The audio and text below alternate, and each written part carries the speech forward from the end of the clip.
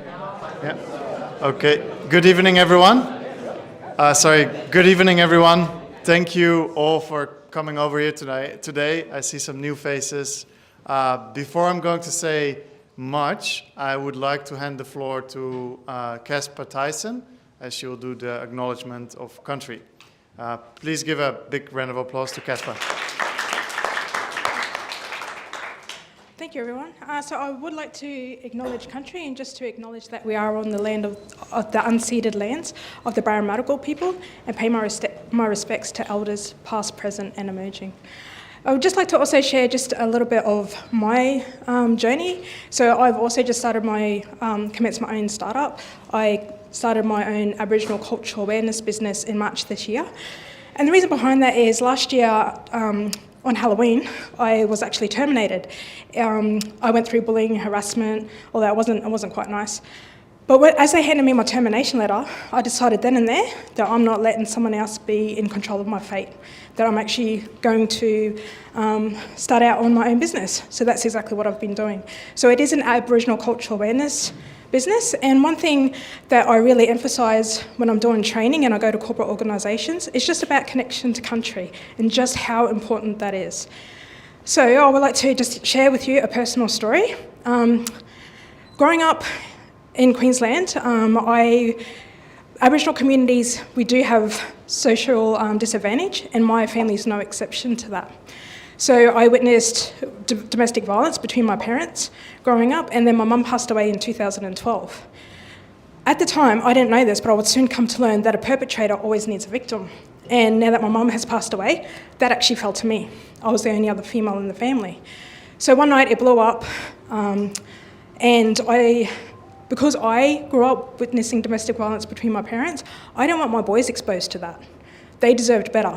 So within 2 weeks, I packed up what I could, sold what I could, and we just hit the road. I didn't even know where I was going. I just knew I had to get my boys out of that environment. I had a cousin staying here in Sydney, so I stayed with her, and I'm actually off country. So my country is Yiman. It's a Tarim area in Queensland, and I'm off country. So at this time, I didn't know whether spiritually if my mum could actually come visit her grandchildren or not. And I'm quite concerned about this, and I'm living out in Macquarie Fields, and it was on my birthday. I could hear this tapping noise, and I thought the kids were up to mischief. I go out, the boys are happily playing in the backyard, and there was a white cockatoo actually tapping on the window. And it kind of got my attention. I was like, wow, what a coincidence. I wonder if this is my mum coming to say happy birthday to me, that she's come in spirit form. Didn't think anything more of it. The following year, I had actually moved to North Parramatta and Dunlop Street, which is just a stone's throw from here. And it was again on my birthday. I was going for an in-and-up. I was going out for celebrations. I'm getting older, so I need that sleep. And as I'm walking into the bedroom, I could hear this tapping noise again. I thought, no way in the world. I go over to the curtain, lifted it up, and sure enough, a white cockatoo flies off. 2 years in a row, 2 completely different locations of Sydney, both on my birthday. What is the probability of that? The first year, it was just a coincidence, so I could ignore it. That second year, though, that got real. So I'm like, okay, I'm still not talking to my family at this time, and how can I find out more information about this? I can't go to a doctor, he'll probably put me into mental health, and I'm feeling crazy at this time, so I'll probably check myself in. So I thought, okay, I'm going to go to a psychic. So I went to a psychic, and it was actually here at Westfields. There's Living Energies down on the bottom floor. That's not a plug for them, kind of is. And as soon as I sit down, the psychic, she looks at me, and the very first thing she says to me is, you're Aboriginal, aren't you? I'm like, well, yeah, what makes you say that? And she says, because there's an Aboriginal elder that has walked in right beside you, and he's trying to hand you a white cockatoo feather. So that to me was it. That was confirmation that there was this whole other spiritual realm that was trying to open up to me and make me realise that it was there. That was my connection to country. And I've since learned that the area where my ancestors were born, it's like a suburb, and it's actually called Cockatoo. So that's that connection. My ancestors are letting me know that, yeah, they are still around. So part of my training is teaching people that connection to country isn't just for Aboriginal people. Yes, our antenna is probably, I'd like to say that our antenna is stronger, so we can pick that up more because we do have such a connection. But if you're living here, if your feet are on this ground, you need to be connecting. And people don't understand just how that they can connect. And I'm not going to give you any more because you have to hire me. That is my business. so I can't give too much away. But I would just like to thank Zed and Izzy for inviting me to actually share the story. Good luck to everyone that's pitching tonight. And let's have a good night. Thank you. Thank you, Caspar. Thank you, Caspar. And I really encourage everyone to speak after with Caspar. Caspar is a great cultural awareness trainer, so she has had a session here with us, Lunch and Learn. I learned a lot of things I didn't know about Aboriginal traditions in the community, and it was a really valuable session. So thank you for that, Caspar. So from my side, again, thank you for everyone coming here, showing up on this night. I want to give you a quick overview of the night's proceedings.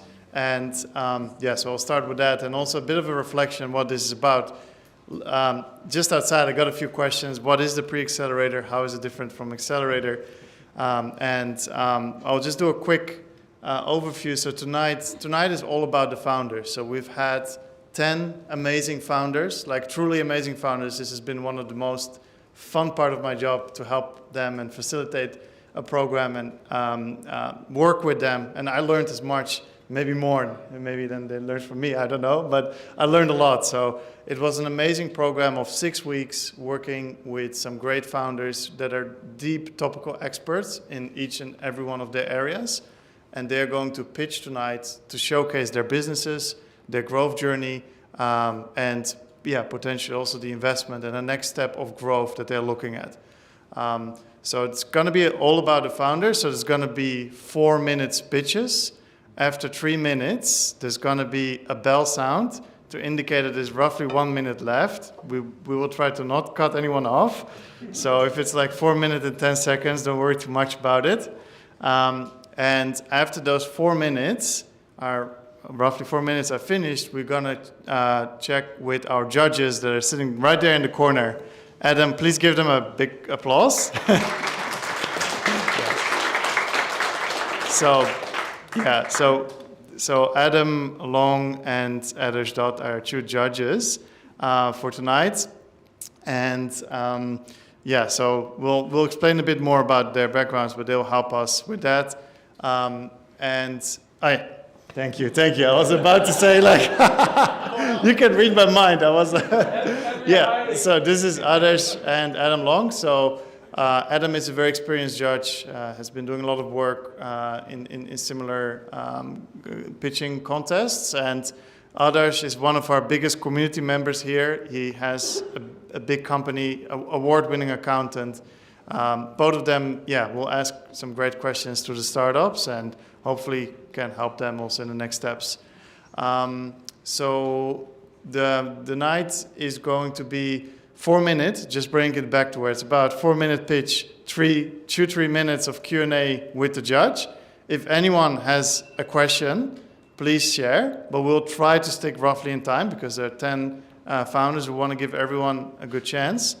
So after that, there will be opportunity to speak with everyone individually after everything finishes in the networking session. So this program, I just want to mention, so it's been made possible through the support of +8, which is powered by SpaceCube. So I'm the New South Wales lead of SpaceCube, which is the operator of the Western Sydney Startup Hub, which is this space. It's a beautiful, I see a couple of new faces, so I'm just going to quickly say, it's a beautiful 160-year-old heritage building that's been renovated with the support of Investment New South Wales and Property New South Wales and the New South Wales government. Yes, that's definitely worth an applause. It's definitely worth a big applause. I think if you go to this building, if you want to have a late night tour with any one of us or our team, it's a beautiful renovated building, and so hopefully you'll see that too. So SpaceCube, what we do here, we do 3 things. We have the space, so if you need space for a private office space, if you need space for your startup or co-working space, we organize events like these, and we organize programs. So programs, one of our first programs here is this program, the Pre-Accelerator program, which is 6 weeks sprint of 10 founders.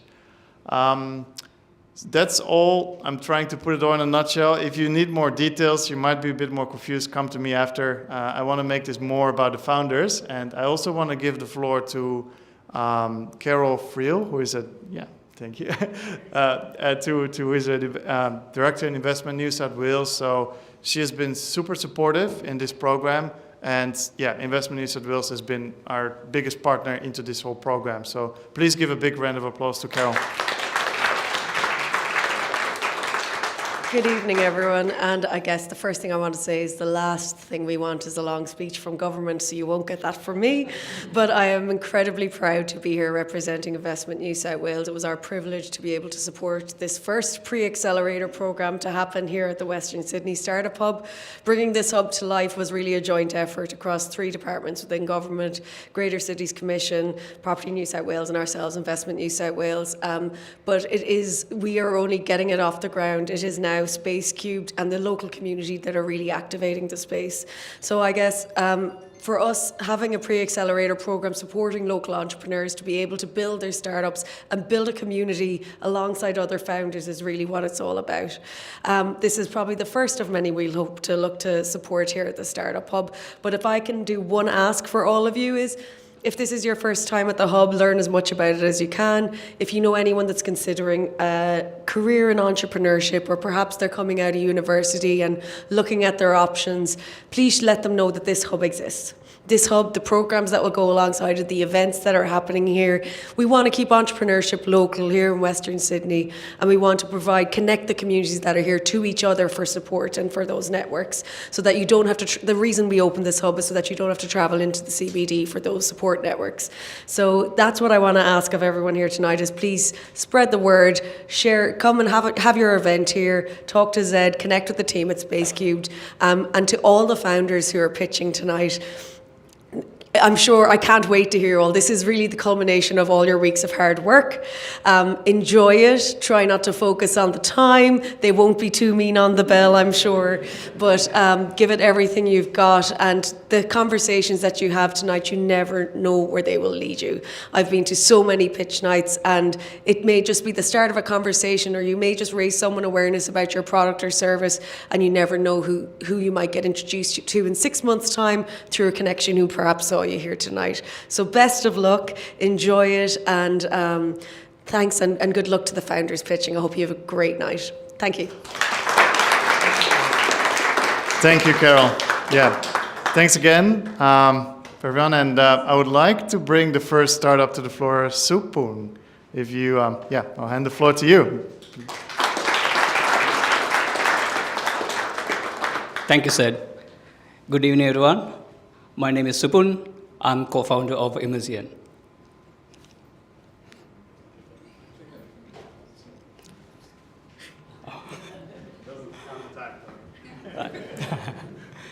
Immersion is transforming the way we create, design, and experience the environment that shape our lives. Take a look at these 2 spaces. Which one would you like to live in? I think the second one. The combination of color, furniture, and lighting creates a harmonious composition in that space.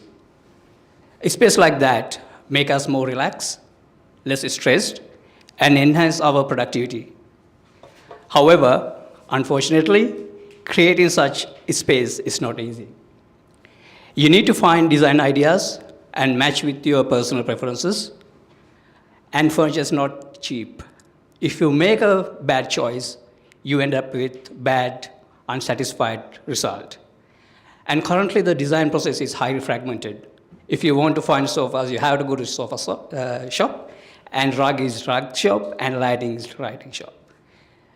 Personally, I experienced this pain when I was designing with my wife my new house last year.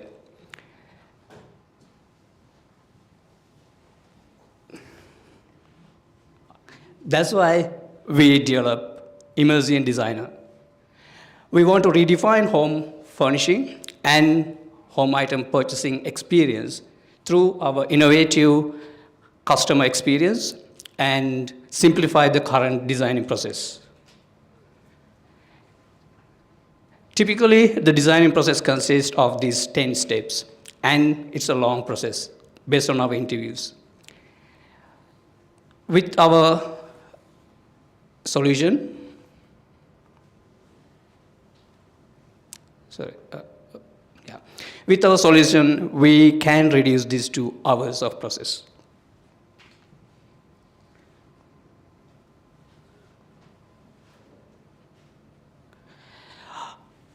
Our solution consists 4 steps. We redefine the entire process into 2 main components. First, our AI designer. As a user, you can provide your requirement, like what is the color theme, what is the design style, and your budget. We create AI recommended designs for you, and then using our 3D and visualization tools, you can see how this looks like in your environment. Next, our augmented reality solution. You can place this design in your environment and how it looks like in real time, in real size. Finally, our one-click checkout allows you to purchase all the products in that design in one go. You don't want to go navigate to multiple websites or multiple stores. Before we developing solution, we conducted user interviews and research. Last year at Melbourne University, in Melbourne Knowledge Week, we invited 28 participants and asked them to do 2D-based designing and 3D and AR-based designing. 27 out of 28 said 3D and AR must be included in home designing. That motivates us to proceed this journey. Our solution wasn't built in short period of time. We did a lot of research and development over 3 years of time, and currently we onboarded 4 paying customers, and they receive more than 1,000 views in a week. These are our customers and partners and supporting affiliates. This is myself. I'm a lead engineer and cloud architect. And this is my co-founder, Wen. He's currently in Europe. He couldn't join us today. He's an architect and design. He's the one who connecting designing and technology together. Immersion is different. Immersion is not another marketplace, or it's not another home designing tool, and it's not another Pinterest. We combine all the key features into a single platform and provide unique experience to our users. Our aim is to be the biggest player in this $1 trillion home decor market. Currently, we are seeking our seed round. We are expecting to raise $800K, and most of the fund will be used for product development and executing our go-to-market strategy. If you would like to know more information, please contact me, supun@imagine.com, or please scan the QR code and access our link tree. Thank you so much.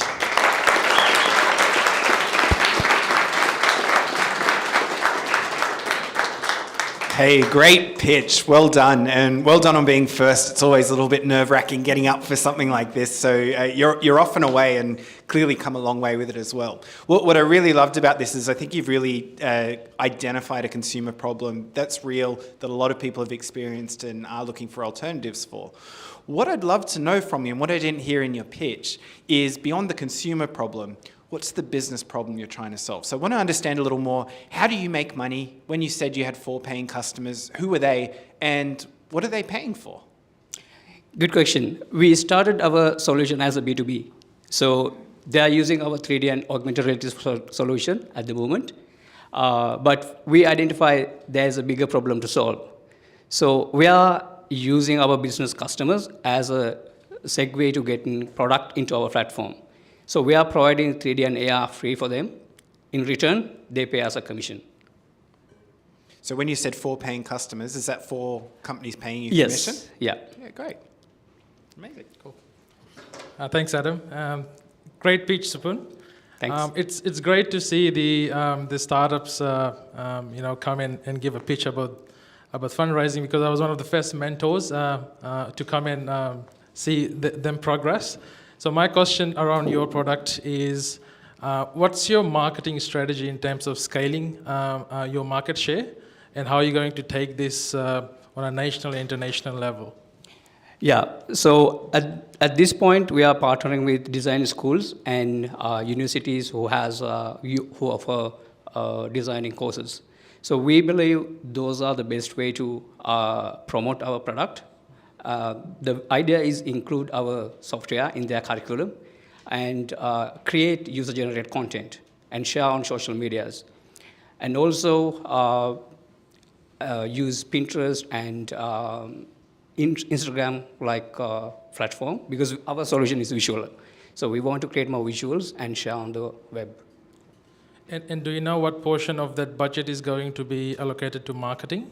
Yes, I don't have the exact number, but roughly 30 to 40% of the raise. Thank you. Well done.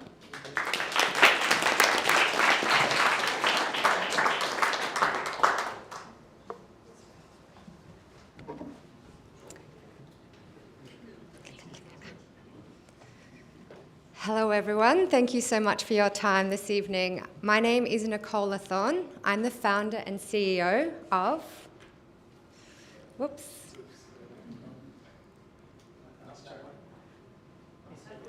Ask Charlie. Sorry, which one? Ask Charlie. Ask Charlie. Yep, that's the one. Okay, start again. So I'm Nicole Lathorne and I'm the founder and CEO of Ask Charlie. Charlie is an AI-powered staffing solution for accommodation providers. I have over 20 years' experience creating solutions for hotel guest services. During COVID and still now, I've been speaking to frontline hotel staff about their problems and listening to the pain points. Our industry is suffering a severe labour shortage crisis. The international vice president of our industry asked if I could create a solution. I accepted the challenge, and that's how Charlie was born. 6% of hotel staff are resigning each month. Hotels are finding it almost impossible to find skilled staff because a lot of them actually left the industry during COVID. This is resulting in huge problems, including missed revenue opportunities. 33% of guests are actually willing and wanting to spend more during their hotel stay. Hotels are needing that upsell revenue, but staff simply do not have enough time to upsell. And also a huge decrease in guest satisfaction. Guest wait times are up to 30 minutes. No one wants to spend that time waiting around while they're just trying to enjoy their holiday.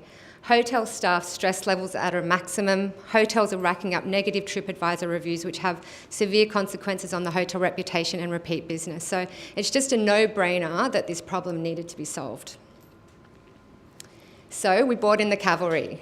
Charlie is an AI-powered conversational chat application that is a knowledge base for existing staff, a self-learning tool for new staff, and he can even answer guest inquiries. Charlie can serve an unlimited number of guests instantly 24/7, and he only costs the hotel around $5,000 a year. Charlie is already trained to respond to over 3,000 industry-related inquiries. He's also property-specific and location-specific. See, with hotel guest services, there's just no room for error. It's really our industry expertise that will win the market with Charlie. We have tested Charlie in a real hotel, and here are the results. In May, our beta customers' hotel guests chose to initiate 132 conversations with Charlie to seek answers to their inquiries. 1,048 inquiries and responses were exchanged successfully. As you can see in June, that traction has almost doubled simply because the hotel further promoted Charlie to their guests. We haven't even gone to market yet, and we're already receiving incoming sales inquiries just based on our beta customers' word of mouth. We've also signed up our first customer, a 5-star hotel from the second largest hotel chain in the world. I have a great team. My COO, Shona Grundy, has over 15 years' experience specialising in AI, chatbots and SaaS. Our CTO, John Christian, over 25 years' experience creating and scaling web technologies. As I mentioned, I'm a SaaS solutionist for hotel guest services. I've created solutions that have been relied upon by properties ranging from Ibis to Park Hyatt. I'm also an honorary member of Le Clé d'Or. Le Clé d'Or have 3,000 members across 80 countries and are employed by the world's most prestigious hotels simply because we are known to be the absolute best curators of tourism experiences. It's a huge market. Our obtainable market for hotels and accommodation providers, 337 million. We have product and subscription pricing models to suit both hotels and B&B properties. As I mentioned, we are already receiving incoming sales inquiries. We have an overwhelmingly high interest from the industry to purchase our product, so we're going to market, and we're looking for 600,000 to help us scale faster. Thank you so much. Any questions?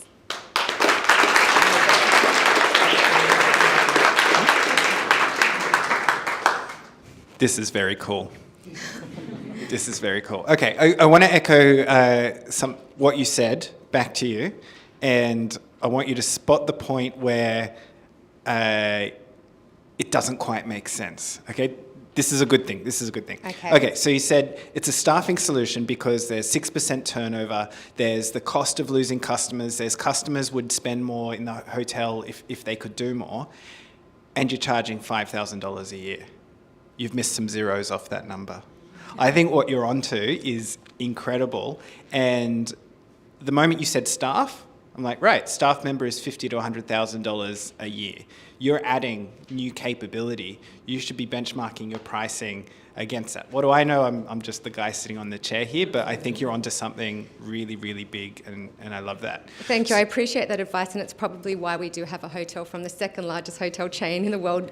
Actually, the only amendment request they had to the contract was for a 24-month term and not a 12-month term. So, and we also have hotels from the world's largest hotel chain. I've got meetings with them tomorrow. So brilliant. Maybe They owe need to you lift the video pricing. testimonials and a lot of support, I think, because you've done them a big favour there.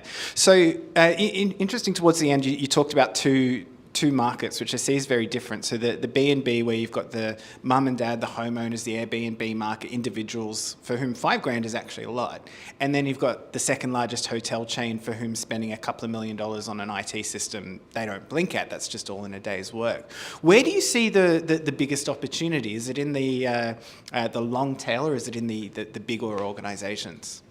Well, we're going to market focusing on hotels. That's where my expertise is, and there's definitely demand in that space. It's a much more complex product in terms of what the hotels, like, there's hotels that are full service that require an application to be able to intercept and communicate with the guests directly. Then we've got a digital hotel that we're setting it up for as well that has a more reduced version of the product. But primarily we're going to be focusing on hotels, but we do see the demand, and our product does fit the market for B&B properties as well. Yeah, it's amazing. I love it. Thank you so much. Thank you. I think no questions from me on this one. Okay. That's a good sign. Yes. Is it 5,000 per property or for the entity chain? It's 5,000 per property. Yeah, so we have monthly or annual subscriptions available. Our first customer chose to pay annually. Yeah. Yes?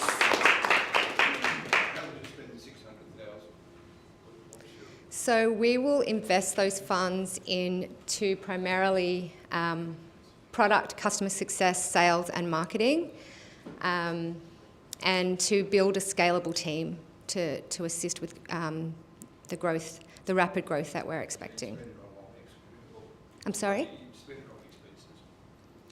Well, we have a product, it's an MVP, but we will really be investing it into our team and primarily focusing on these particular elements. Does that answer your query? Okay, great, thank you. Any other questions? Yes?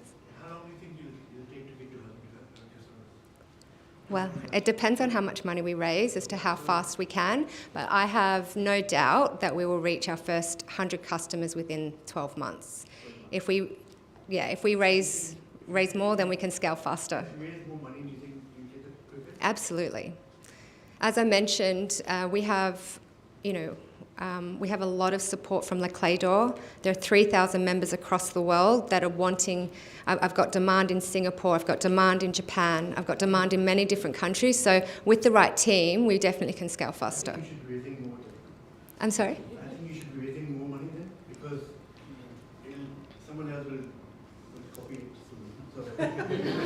So Well, this space, it's already been tried and failed. This space is very, very hard to crack because with hotel guest services, if you look at Soul Machines and various other very, very skilled entrepreneurs who did try to do this, they failed because you need the industry expertise. And that's why that's why I really do believe we will win the market.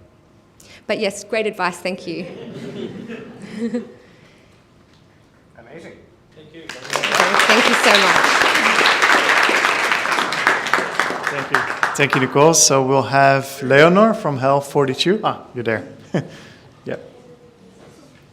So I think you, I'll do maybe 1 minute. It won't be of your time, don't worry. I think what you will see, so I think what's probably forgot to mention at the very beginning, these are all businesses like from the greater Western Sydney region. So you see, and also a lot of businesses that have actually traction and sorry, I'm a bit biased, but these are great founders, guys. Ask them questions after and help them to the next steps. Thank you, and I'll bring this to Leonor, which is another great business where going into health tech. So I think for people that know a bit about health tech, it's super hard to break into, obviously, because of all our health tech businesses are breaking into it, and Leonor has actually traction, has actually clients that signed up and has massive experience in this industry.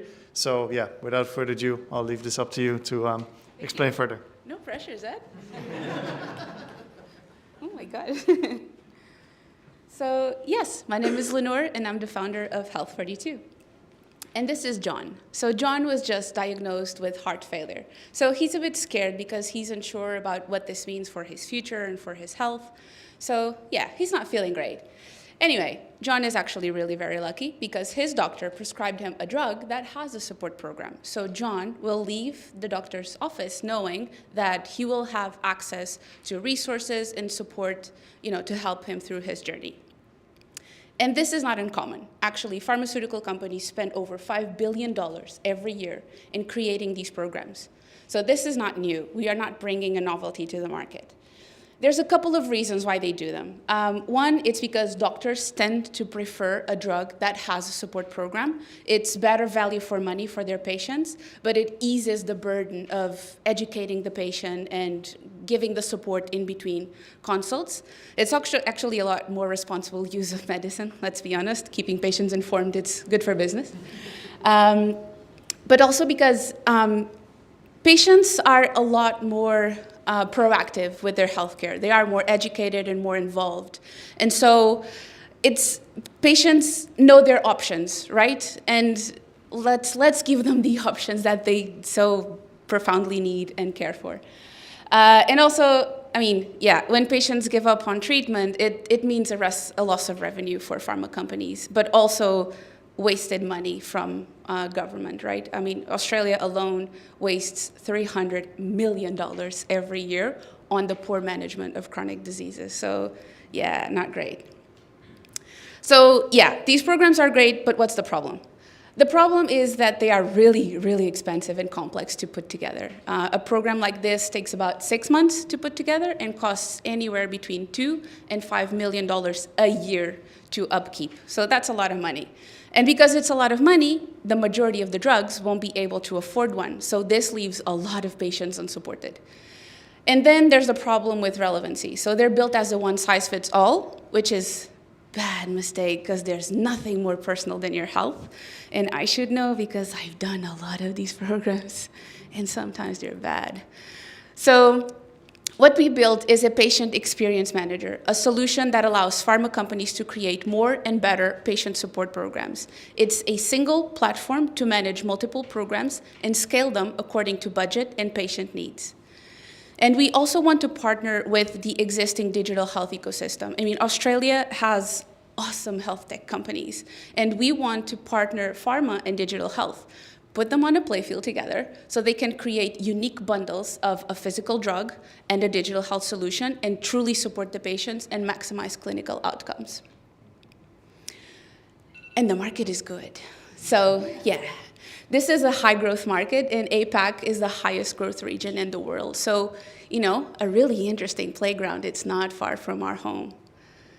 Of course, all interesting markets come with competitors, and our main competitor is a company called RxPX. They are actually Australian, so go Australia. But the main difference between RxPX and Health42 is that their solution is actually quite expensive, and I used to be their customer, so yeah, I know. And their programs are like really siloed and a bit of a black box. Health42 is different because we really want to go for the flexibility, the transparency, and the cost effectiveness of these programs that are so valuable.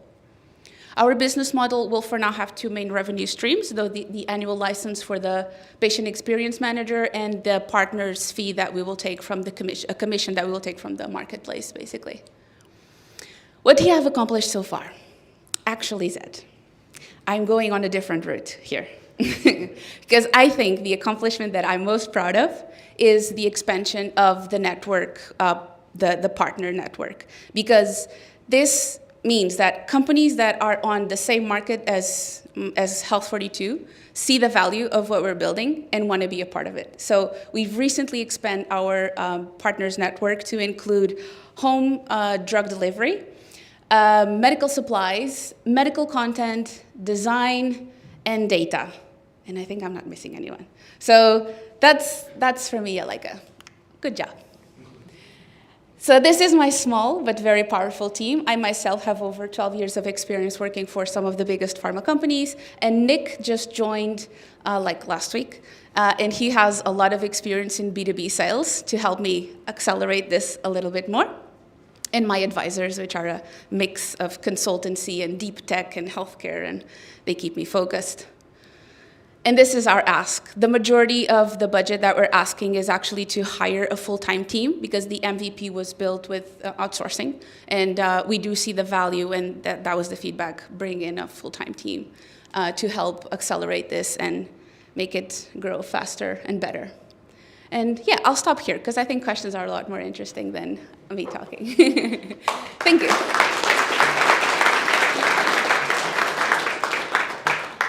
Thank you. What I would like to understand is how does the software support the disability market and working with people with disability? So if somebody is, have got some disability and they want to use the program, how does it support that? Yes, good question. So NDIS, it's a so sexy market, I have to say. We want to go there, but before we go there, there's a step in between. So the way we will support patients with disabilities is via the medication that they already doing, right? So usually pharma companies will have, for some drugs, will have support programs. It's just a matter of helping patients find them. Chances are, if you are on a drug for a chronic disease, you should have access to some sort of support program that will give you some freebies, whatever they are. So that is the first step of the support with the disability. But NDIS, you just need to crack the code. And will the program have ability to connect with different allied health professionals for a patient? Yes, that is where the power of the partnerships will come in, right? Is instead of, no company will be able to solve healthcare alone. That's just not going to happen. And so, yes, we want to bring in different partners to help with whatever the patients need. So yes, we haven't figured out exactly how to work with services. It's a lot easier when we're talking about digital health, but we will get there. There is a plan for the partnership network. Thank you. Adam, do you want to add something? Oh, yes, please. Hey, well done, and congratulations on the 5 partners in your network. It's hard getting 1 partner, so getting 5 in is quite an achievement. I'm not that familiar with this space. I'm hoping you can help illustrate exactly what does a patient support program look like. Can you give us an example of a drug and what the support program would be like for the patient? Yes, it's actually a good thing that you don't know, because it means that you don't need it. But I'll give you maybe an example of 2 programs when I was at a pharmaceutical company. So I don't say names of drugs, keeping with the code. I'll give you an example of a really simple one and a fancier one. A simple one was for a psoriasis drug, and it was basically a website where patients could register and log in and had a bunch of information about the drug, what does it do, the disease, and all of that, and FAQs. So, and a couple of the resources that they could download, like titrations and stuff like that. And they would have a nurse call center where they could just ask whatever it is that they needed to ask. And in some cases, the nurses would proactively call the patient to see, hey, how you're going? All good, all fine. That's it. That's a fairly simple support program. A fancier one, and also more expensive one, was for a drug in multiple sclerosis, where you would have the basics, so the website, the app, and the nurse call center, but you would also have a nurse that would go into your house to help you rejiggle furniture, because patients with MS will lose mobility, or they shouldn't, but they will eventually lose mobility. So they would come in and help you rejiggle the house and give you some exercises. You would have home drug delivery, a bunch of stuff, because it was an injectable therapy, so you'd have sharp spins and stuff like that. And people would go and collect it, I think, or we wanted to, but we couldn't find someone. Now I can't remember. But that was a fancier one. So you'd have like the digital assets plus a bunch of people to support you, basically. Great, thank you for illustrating that. So with that in mind, you put up a slide with a couple of competitors on there, including the Enterprise Resource Planners, the ERP, Salesforce of the world, who also cut their teeth on things like providing customized information and managing resources. Yes. Can you help us understand what are you doing differently to these ones? What's the dimension beyond price that makes this a disruptor for the sector? Yeah, so it's the price and the network partners, which no one else has. These ones we actually are counting as, although they are here as competitors, because they could ultimately offer a similar service, I actually want to get all of these as my partners as well. The digital experience, so this is MarTech, right? So it's not rocket science, but it is not built for pharma. And actually, in one of the companies I was, we actually had 2 of these solutions, and none of them work properly because they are just not built for purpose. Pharma is a very specific business and has very specific rules.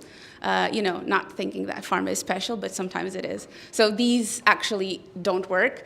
Salesforce, they actually could do better, but their program is really terrible. It's not good at all, and it's crazy expensive. So what you don't use to pay RxPX, for example, if you use to pay Salesforce, you get nothing.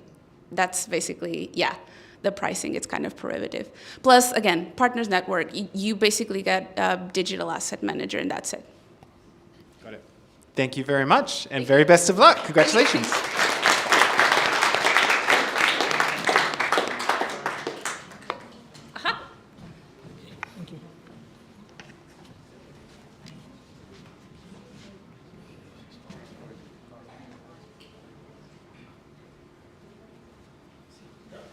Okay. Yes, that is correct. Okay. Good evening, everyone. My name is Paritosh Wadekar. My company is APS Technology. I'm the founder. And today I'm going to talk to you about on-site food-grade nitrogen generation. Okay. So a little bit history. I'm a doctorate in physics. My expertise are in semiconductor physics with research in basic science and applied sciences. My co-founder is actually my father, okay? And he has his own factory in India, and he's vastly experienced in various electrical, mechanical engineering, and he designs products for various companies, okay? So since the last 2 years, okay, we have been working on making a gas separation and gas purification system. So why did we do this? Let me put this slide here and ask you guys a question. How many of us have lost our loved ones or our friends or our relatives in the COVID pandemic? That photo over there is mass cremations that were happening during the Delta variant of the COVID-19 in the middle of June. Okay? So at that time, I was in Taiwan, and people from India were calling me saying, can I find some oxygen concentrators, some suppliers that can send the products back to India? And unfortunately, I could not find. And it was so frustrating that something that is so vital and that is so necessary was not available at the time that we really needed it the most. One of the most worst experience of that time was that I lost my mom during the pandemic, and my father and we were devastated. Okay, and we resolved that we have to find a solution for this. So that led for this last 2 years of research. And eventually, we have a small company where we develop technology for gas purification and gas separation. Currently, we want to focus on food-grade nitrogen as well as medical grade oxygen. And at this presentation, I want to talk more about food grade nitrogen for food and beverage industry. So why is nitrogen so critical? Okay? Because nitrogen, you can make it pure. You can remove the water out of it, can make it dry. It is inert and non-reactive. Okay? So in short, for all these industries, nitrogen is required, whether it is modifying the atmosphere for packaging, maintaining its appearance, maintaining the freshness, preventing oxidation.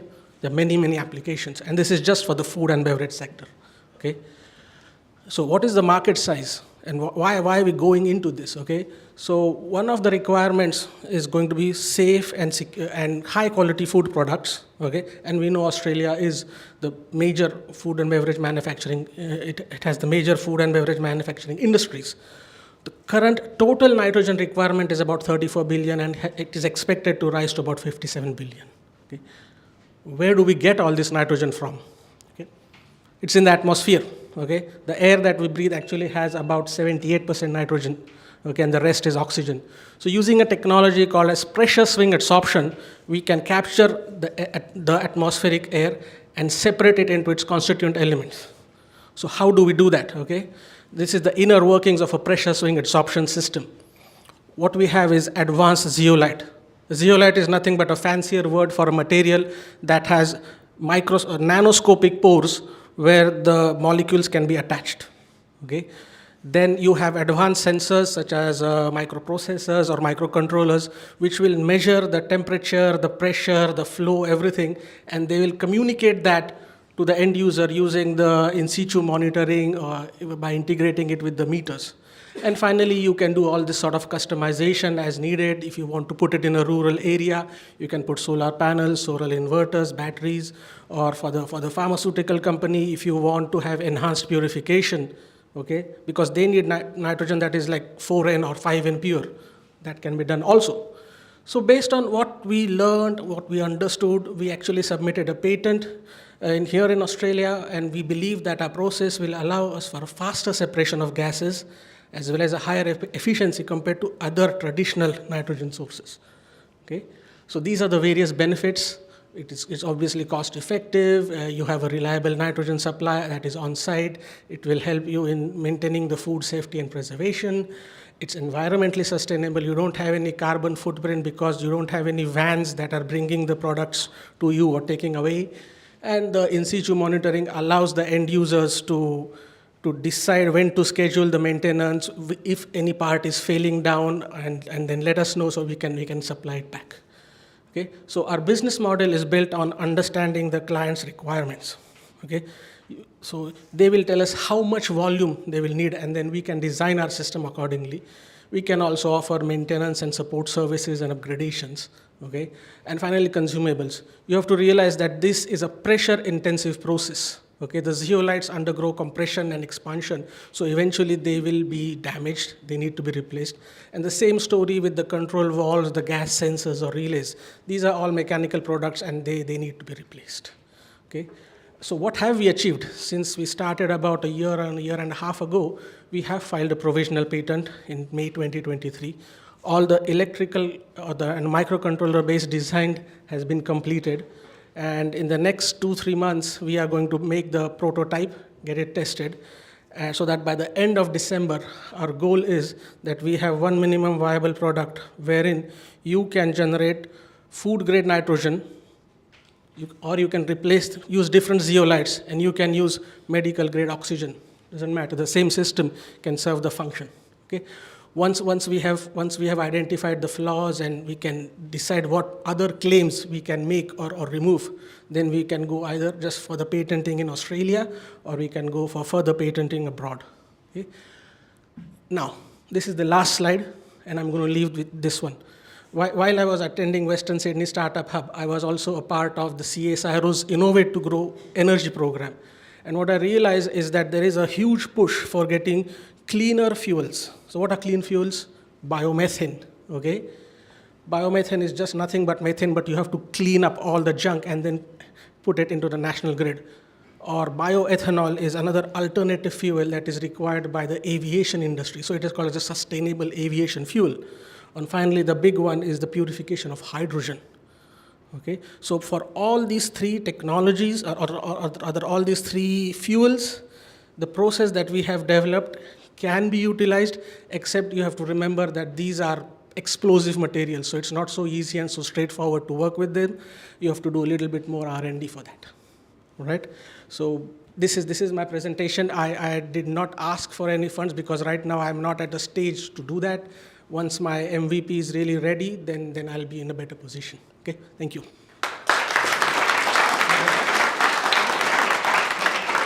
Thank you. I think it was a great presentation to understand the process of nitrogen. And when you said physics, the light turned off, so I don't know was something in there. But what I would like to understand is how would you compete from, in terms of big market players out there like BOC gases? I'm not sure obviously they produce nitrogen, a similar thing what you have. But how are you going to compete with big market players? The way they produce is by a process called as cryogenation, which means basically you cool the gases down to such a low temperature that you can separate them out. Okay? If a gas is moving at a high temperature, like in this room, if you cool it down, you can separate out the different components. That is the old-fashioned way. So yes, BOC are my competitors. Okay? Even ExxonMobil are my competitors because they are now trying to go into the hydrogen market. Okay, coming back, the pressure swing adsorption technology is relatively old. Okay, it was discovered in the 1970s, but there have always been innovations. And the easiest way for us would have been just to find out something else someone else has done and just copy paste it and make a mechanical copy. But that's not our way. Okay, when we studied those patents, we realized that there is a gap that those guys did not ask. And that is what we try to address, and that is the sort of unique selling point of our work. So that's why I'm so keen to make sure that what we have thought, what we have proposed, if it really works, then it will really be a game changer. I think as startups, we're very passionate about the ideas and things we have. But in terms of competing, scaling, and scaling your business, like BOC, same example, BOC guys have years of research behind the business model they have. So how are you going to compete and scale your business? Well, okay. I really don't know how to explain that to you, but let me give you an example. While I was here, there was a small company here, okay? They make beer. They said, hey, do you guys have a compressor? Because we need compressor to clean the bottles. I said, why are you using air? Why don't you use nitrogen? And they said, no, nitrogen is so expensive, we cannot get it shipped in, we cannot get it shipped out. So we have to stick by with compressed air. So I said, just give me a few months, okay? I'm working on a solution for you guys, and I will provide you an on-site solution for nitrogen. Because the requirement, the flow rate or the liters that they need for that process is very low. So while BOC really makes cylinders in their plants, or rather purifies nitrogen in their plants, they still need to fill it in the cylinders and send it, But in my case, my unit can be as small as this, or it can be as tall as this building, depending on what you require. But it will be at your site. That's the thing. And also, sorry, this is all made with components that are readily available. So in case stuff breaks down, and it always does, you can quickly replace it. Very good. Well done on your pitch and getting as far as you have. I'm very excited to see where you get to with the MVP at the end of the year. With your position on the intellectual property, that unlocks a lot of doors for you, which I think is kind of the flip side of what you were saying. Sorry, I didn't get your last point. About what? With your position on intellectual property, with the provisional patent, it does unlock a lot of doors for you down the track. You get to make the choice: do you license it or do you make it yourself? Do you provide it or do you go other directions? I'm just curious. It sounds like you've got a strong position towards building the entire supply chain yourself. Could you tell us a bit about that? Perhaps your experiences or why you see that as the direction? I don't want to give my technology to the big companies. That's not useful at all. I would rather do it and sell it at a reasonable price to the people that really need it. That's my position. Great. And at this stage, do you have an indication on what the cost difference will be between a subscription of cylinders versus the value of having something on site? Sorry, I don't have that. The thing is, one of the issues with the cylinders is what is the oil price. If the oil price increases, then the transportation cost increases. Right. Got it. Wonderful. Thank you very much and best of luck. Thank you. Thank you all. Thank you, Paritosh. Yeah, definitely one of our most technical founders. I should have paid more attention in physics to understand what he's talking about. So, that was amazing. Definitely good you got that patented because, yeah, he's really, as you can see, working on something really amazing. And we talk a lot about founder stories and, motivation on why to work with someone. I think that's really strong with Paritosh, like from what he explained. Yeah, and I'm sure you'll do well. Amit, up to you, the floor. All right, so I've got 3 minutes, so let's start the timer now. Okay, so I'll start my presentation. So basically,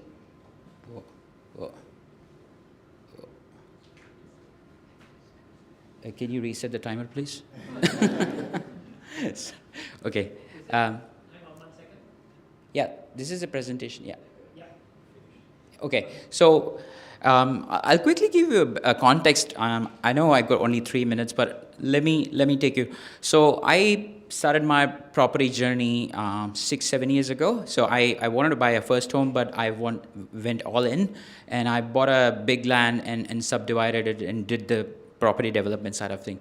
But then that rabbit hole followed, right? So then I thought, okay, in the next project, I'll try to do construction. So I did a Cert 4, and I did learn about construction process. Then I said, okay, the real beauty is in the design. So I actually, in COVID, went and did the diploma in building design. So just to set the context, why, what's the experience? So I'm from tech. I'm 15 years tech. I'm a cybersecurity enterprise architect. So I know a lot of tech. But I got this into the rabbit hole. So now that's the story, because people will get confused why he's talking about all that. So because, so the problem. So construction industry has a lot of problems, right? So we know these. There's lack of skilled workers. There's deteriorating trust, insolvency, and I'm gonna go back to the first principle. Why this is happening? So I think the key reason is the low productivity. Because of the low productivity and the low margins. So if you can see this chart, so basically if the company is doing more than 2.5% as a net profit, they are doing well. So they won't be insolvent. So at 3%, which industries do survive? It's a very big capital intensive industry, and the risk proportion, it's actually transfer of risk. It's nothing else. It's transfer of capital and transfer of risk. And it's the most collaborative industry. So, to build a house, you need, 20 different specialized, very highly technical skills. So, but the irony is, this is the least digitized industry of I think it's the second least digitalized industries, because, collaborating and coordinating, such a big range of stakeholders. So I think that's the problem. I just wanted to highlight the problem, and because the solution is very simple, but the problem is trying to solve is quite big. So what's being trying? So because of the trust thing, I think, I don't know the history of it, but in Australia there's a Security of Payment Act that covers tradies. From the builders to that, they will get paid if they raise the invoice. And this is a workflow. I mean, it was so hard to follow, and no builders and tradies can do that paperwork right now in an efficient way. And to increase the productivity, there are heaps of SaaS products. Like, there are so many SaaS products, construction, Procore, all these companies have built SaaS products which is subscription based. So builder buys them, and then they ask their trades to use them. But then you end up in a trade which is working with 5 builders need 5 apps, right? So we thought, okay, what do we do different, right? So we wanted to build trust and improve productivity. So that's simple, right? So that's what we want to achieve. How do we do that? We build a digital platform that reduces friction and inculcates trust in construction process. How do we do that? Simple. We build verified digital profiles for businesses and individuals, which will underpin the digital marketplace.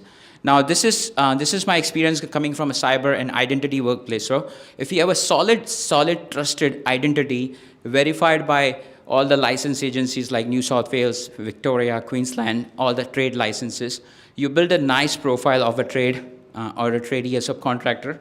You also build for a builder.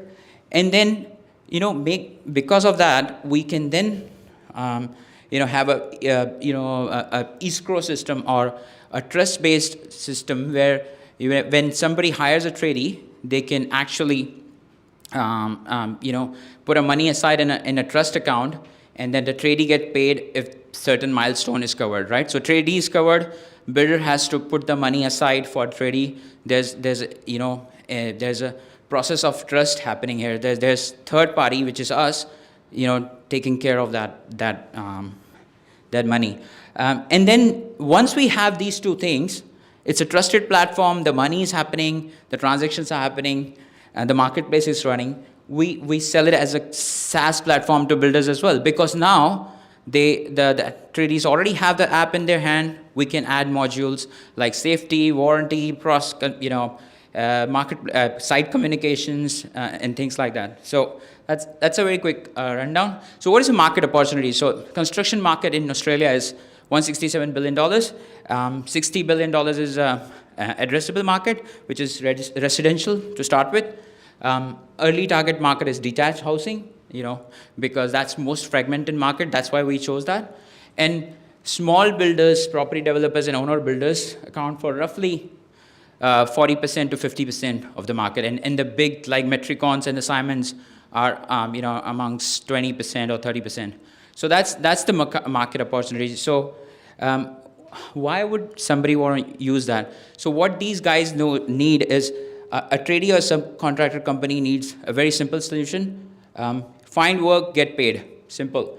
A small builder needs accountability of quality to subcontractor. As I said, this is a risk transfer industry, right? So you have to understand that a builder also wants that, while he's taking all the risk with the owners and all the safety and the security of the payment, he wants that quality risk should be transferred to tradies as well, which is not happening in the industry. So that's a big problem with the small builders.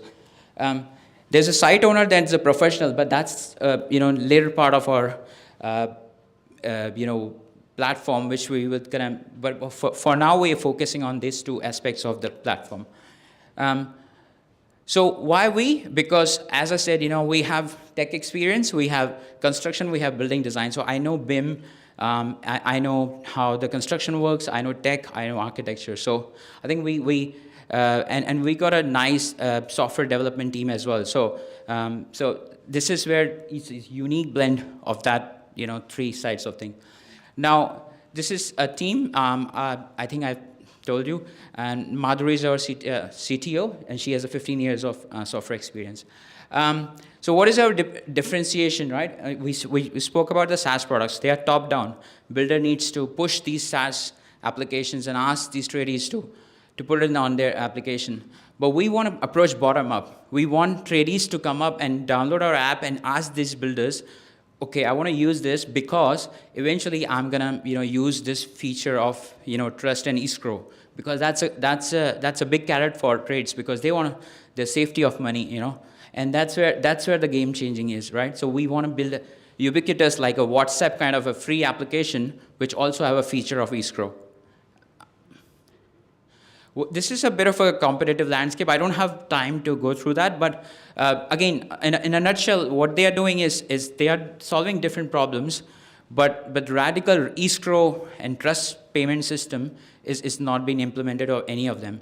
So they are very early stages. They are still not even MVP, and we are also working on MVP. So we all, at least we get this validation that this is a problem, and there are other people thinking about it. So we like to be with the competition, because if we're doing something alone and nobody's thinking about it, that's a problem too, right? So so what is a business model? How do we make money in the end, right? So we make sure we always will keep the basic features, digital profiles, like a Facebook page, chat, listing, and quoting always free, because we want as big of a market on that platform, right? So the tradies should be able to, there's no friction at all. We would charge a success fee of payment escrow, which is 0.25 to 0.5%. So that's not bad. If you see, we have a habit of paying, to MasterCard 1 to 2%, right, of any transaction. But if we can provide the security of payment to trades and build the trust around and increase the productivity for builders, I think that's not a big deal.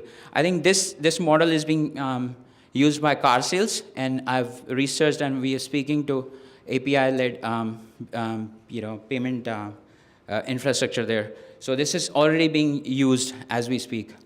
The SaaS module will later on, because now we all have the basic infrastructure, then SaaS module will have each modular, right? Each project, $20 a month for safety, $20 for project management, and so on and so forth. So we want to gamify that. In the gaming industry, there's a credit system. We don't want to have a big, $200 per month, for a month, because that's, again, a friction. We want to gamify, we want to build a platform as modular as possible. We take that parallels from the gaming industry, right? You want to get to the next level, you pay these credits. So that's the business model we want to inculcate. We want to keep the core free, but we want to, you level up the game. So we want to gamify that business model. I think that's it. We're still working on an MVP. We still early stages. I think we will need investment when we test out the payment side of things, because that's a big integration at the API layer. For now, we're good with our MVP. We have expertise with Flutter, and I think we can get that rolling pretty quickly. Once we have a bit of attraction, we can go to the payments, and that's where the business model and the money and the projection will come. So that was, I was in time?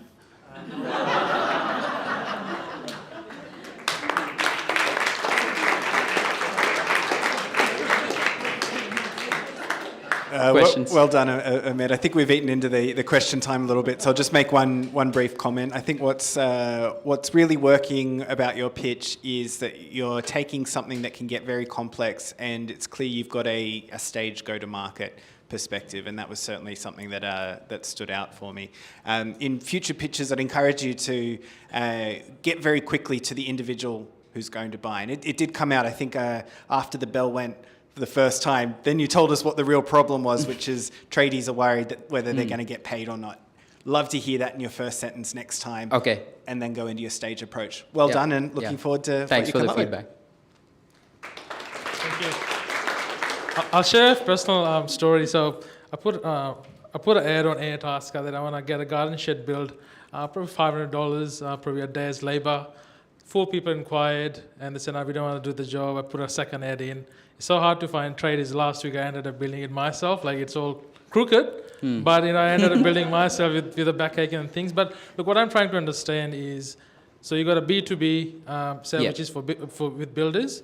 Do you have also a product which is for consumers, like people who are owner builders? Is that also incorporates that? Yeah, this is again a decision for us that we want to mature the model, because B2B help each other to mature the model, right? So because but the end customer wants the best experience, so we want to mature our product with the marketplace with B2B process first, and then eventually think about it in the later stages. So that is it's a choice, because we want to keep it simple, because it's a very complex problem, and there's a lot of variables.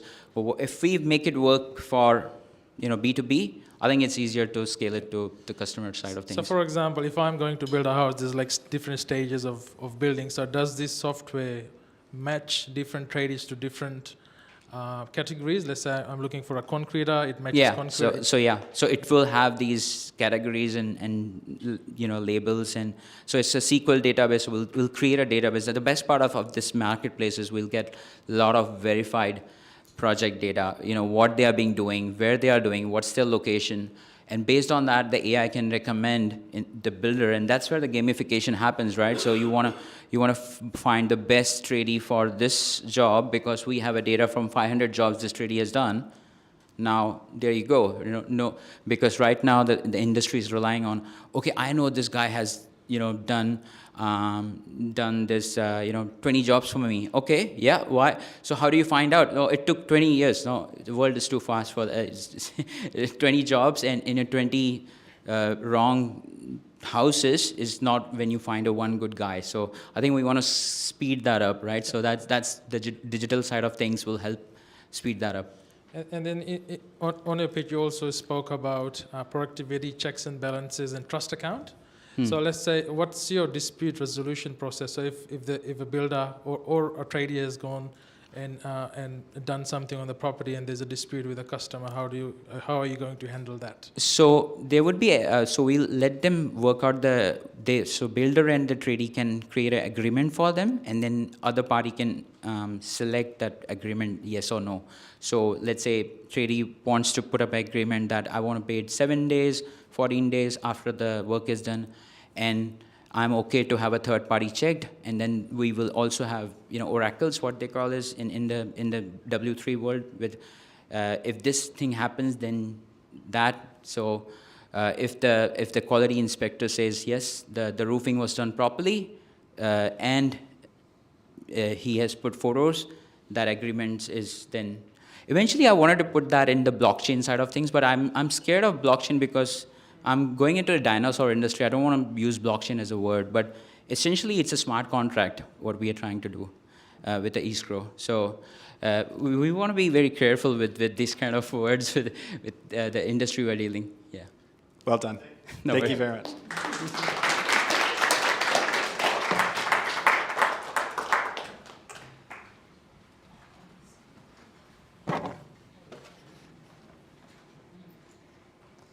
Hi everyone, I'm Prab. I'm a founder of Elemetric Health. First of all, I want to thank Leo for introducing patient support programs. Goes without saying, my startup is also on patient support programs. I'll share mostly my personal story and then talk about the product and end with my ask. This is my university in India. So when I was in university, I was diagnosed with an autoimmune disease.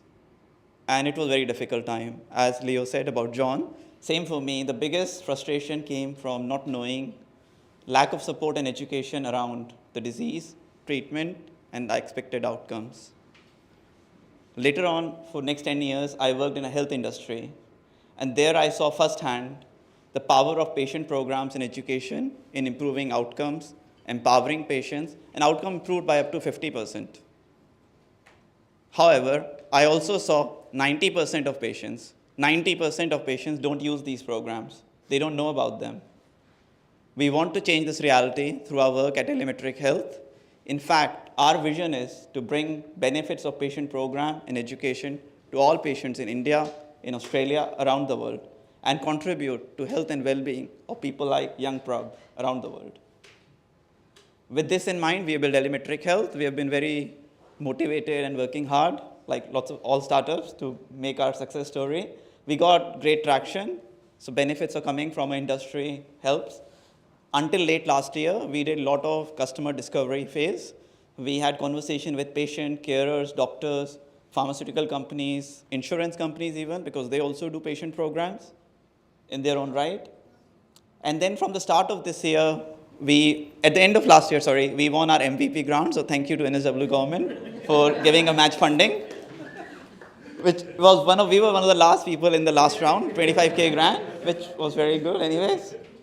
From the start of this year, we have been demoing our MVP. So we won the grant, we successfully finished, and that's why we can say now we won the grant.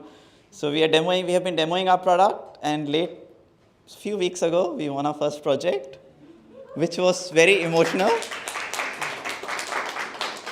So the day we got our first project was very emotional, very exciting. And surprisingly, next week I was thinking, when will we win our next project?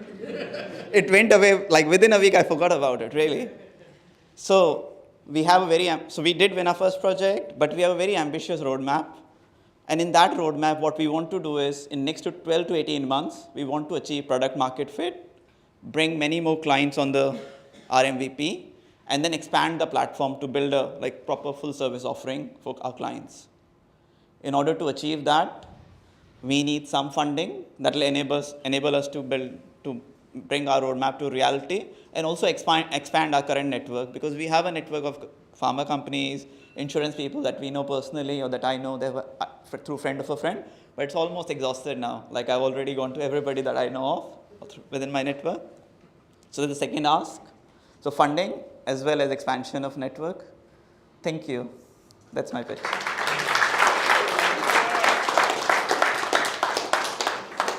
Congratulations on your project. That's awesome. Congratulations on them being hungry for the next one. That's awesome too. That's keeping you on the right track.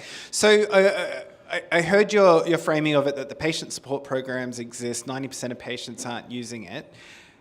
And then I missed the bit where you said what you're actually building to solve that problem. So what is the actual product here? What's the platform?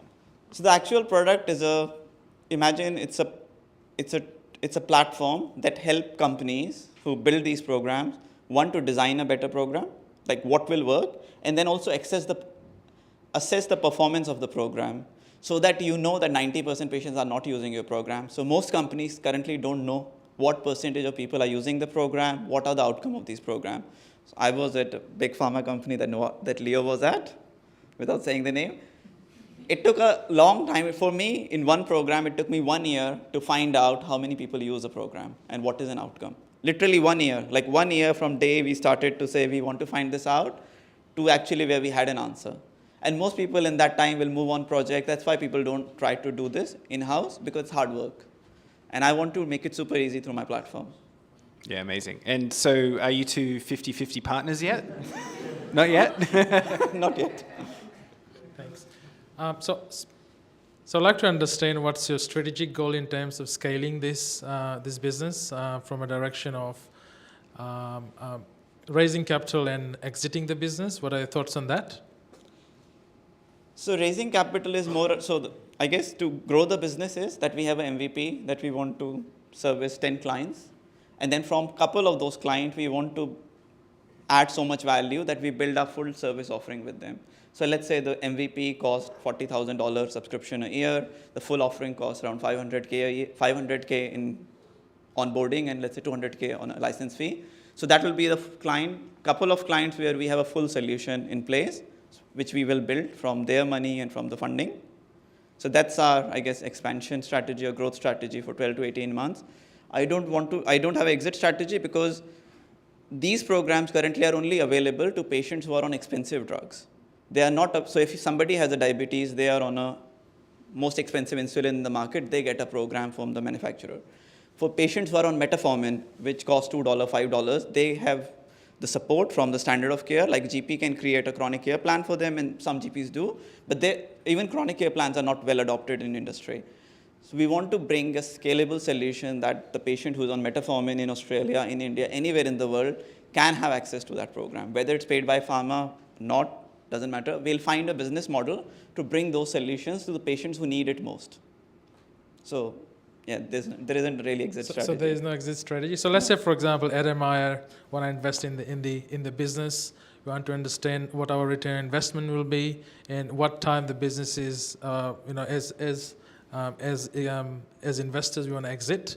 Right. So we want to understand. So you don't have an exit plan right now? So exit plan is not me to exit business, but of course there is a plan to make a business profitable from the start. Like that's why currently there's only 25K money from the match funding from the MVP grant.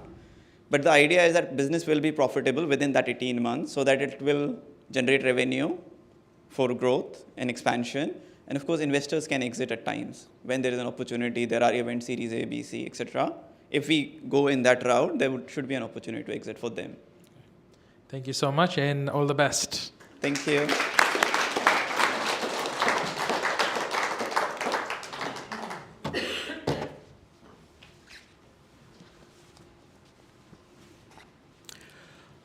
Hello, my name is Chris, and we've heard too much about medical, and let's find you some jobs now.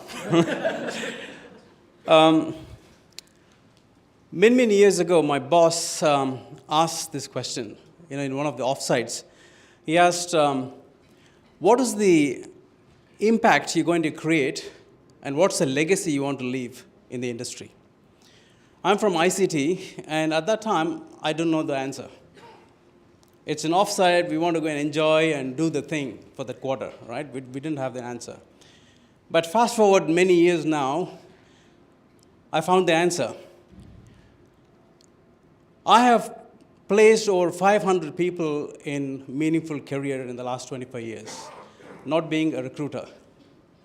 I was a hiring manager and I've placed them in meaningful jobs. And how did I do this? It's very simple. I created my own talent pipeline, and I used the talent pipeline for my own needs and also used it for the needs of my colleagues and friends in the industry. I didn't have to depend on untrained recruiters or expensive recruiting system. In 2020, I was part of a large team of 144 engineers, IT engineers and managers working for a large IT company in Sydney. My job, along with the 144, was Bangalore off to India. That's the John Kerry statement, Bangalore. And what happened right in the middle of COVID, it was very difficult to find jobs. And 80 job applications and 0 phone calls from the recruiters. It is frustrating and worrying as well. And I spoke to my friends who were also retrenched, and they had the same problem. Many applications and 0 phone calls. Then I stopped applying for jobs and said, look, let me find out why even the smartest dudes are not getting the jobs, advertisers. Okay, then I found out there were many, many barriers that is placed between the job seekers and the employers. And some of the job seekers, barriers are self-inflicted by the recruitment system. Number one is, there are recruiters who are generalists who don't understand the technical nuances of the IT industry. And within the first call, they lose the smart engineer, or they don't know what they're talking about. They can't source the right candidate. Number two, there's more than 7,000 job boards out there that attracts even the most unqualified and untrained people, that chokes the system, which causes more problem for the recruiters. And it's almost like finding a needle in a haystack. And the third problem we found was there are 180 ATS system that filters out even the smart people.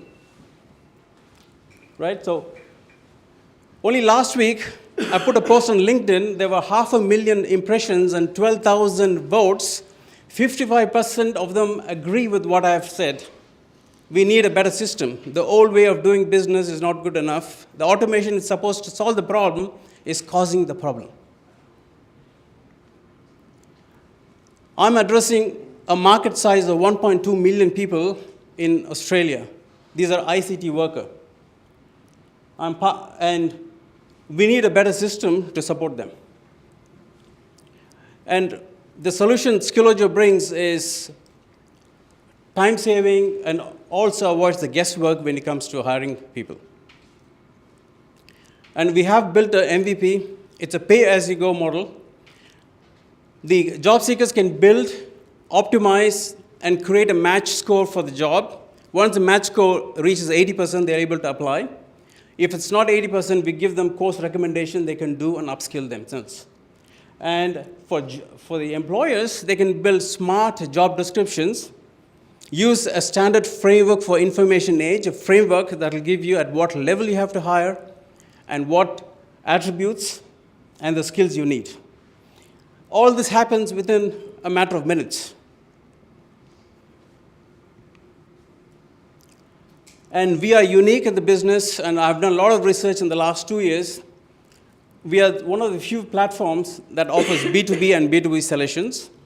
We are the first platform that is SFIA integrated.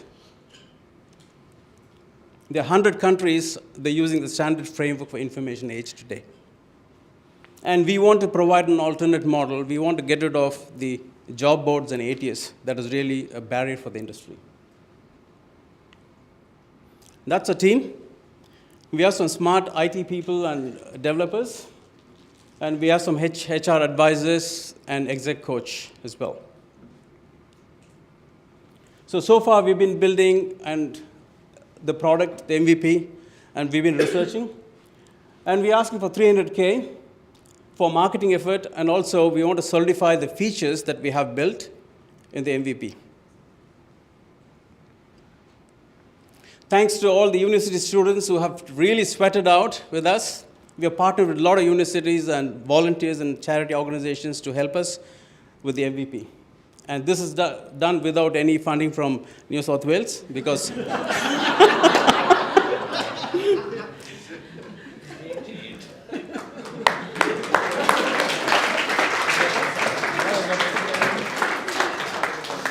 Well, you certainly got my attention. Considering one of my businesses is an IT agency, we need software developers, and one of the others is a specialist ICT recruitment agency that's too expensive, as you said, but that's all right. So what you're talking about is a two-sided marketplace. This thing really takes off when there's so many good candidates on there that employers are finding candidates straight away. The candidates come once they know there's so many employers on there that they're going to get a good job and it's worth the effort of creating a profile. Which side of that market do you need to bring on board first, and how are you planning on doing that? So the first is the candidates. We want to bring millions of them on the platform. And that's when we need jobs as well, but we need 10% of job and 90%, a lot more candidates. That's when the logic works. That's where the algorithm kicks in and finds out the top 4 for you. So it's candidate first, then the employers. But the second part of the question you didn't ask is, I'm going to think, who pays the money? It's the employers who pays the money. That's the tricky part we're trying to navigate here. Say more about that. What are you finding tricky, and how are you navigating that? That's why we're asking the funding, right? So marketing is something that we want to target. We have identified about 2,000 companies who are in that space, who are between 20 and upwards in terms of headcount for ICT. And we want to target those. We have identified the names of the companies, and we just want to start the marketing, but we want to be careful that the drop rate or the abandon rate is low. There's a higher uptick of adoption. So we want to be very careful before we launch the product. Now we are running a beta version, so they can try it out till December. And once the beta finishes, then we'll flick the switch and it'll become a paid customer. Great, best of luck. Thank you. Thanks. You spoke about that you need about 90% of employees first before the algorithm kicks in. So in terms of marketing, I would like to understand how are you going to get the market share from, for example, Seek.com, Indeed, and so how are you going to compete with these big players out there?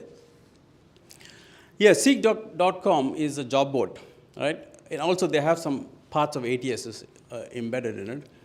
But we are contacting the university students, number one. And LinkedIn is another source that we are using. We're going to use Sales Navigator and LinkedIn too.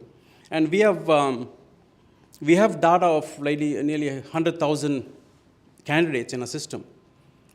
We only want to have to start the marketing now. So we want to be very careful that we want to get at least 20-25% of adoption rate when we launch it. So that's why we want to get the right marketing folks on board so we can get the higher rate of return.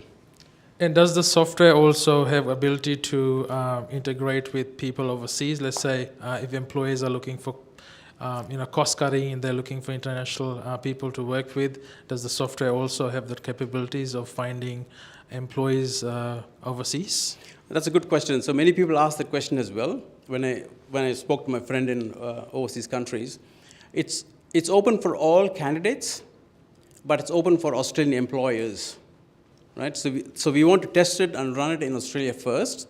Once that is successful, then we want to launch overseas. But anyone from any part of the world can use this and apply as a candidate, but the employers will be in Australia. Thank you. Thank you. Amazing, well done.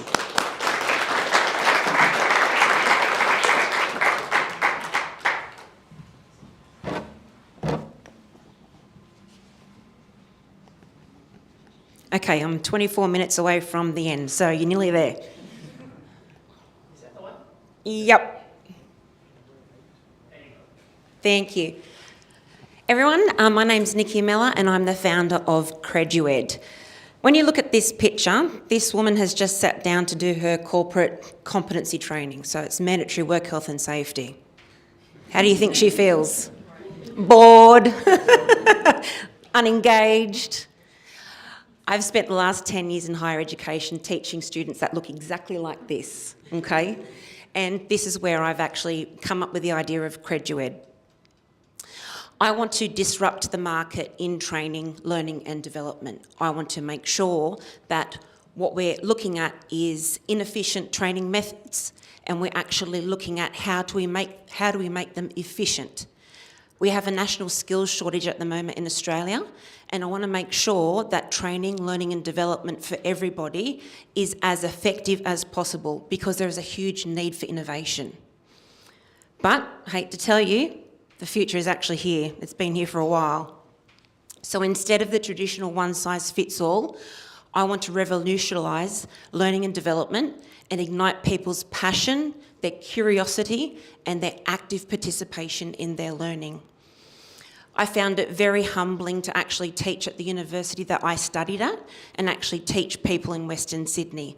I'm born and bred in Western Sydney, and this is where I want to actually have CredUed Innovation Lab. The Learning Lab will transform the future of learning and development. Our approach will be truly exceptional. So learners will not only gain knowledge, but they'll also develop critical thinking, decision-making, and problem-solving skills along the way. Do you want to know how? With virtual reality. So when I was Director of Academic Program at a very large university, I was looking after 5,000 nursing students. So I've written simulation learning programs that actually use virtual reality as a learning and training facility. The problem is that most of these training centres and most of these rooms are actually hidden in education facilities or very large corporates with the money to actually put them up. So what I'd like to do is actually have the mentality of build it and they will come. I would like to offer these services and this training facility that's using virtual reality for everybody in Western Sydney. I will write bespoke, customised programs, so learning and training and development, to make these, to actually help people strategise with their innovative learning culture.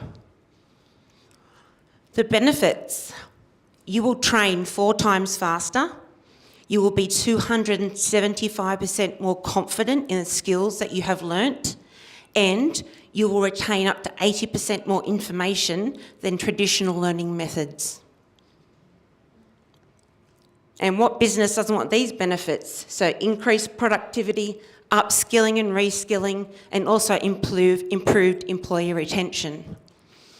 You know, 94% of people say they would stay longer in a company if that company actually invested in their own professional development. So, I want to help people develop practical expertise and gain confidence in their abilities, supporting the development of a knowledge-driven economy. My team, ever-growing, myself, Tara and Debbie. And today, I just want to bring awareness. So I want everyone to be future-proofed and future-ready with CredUed.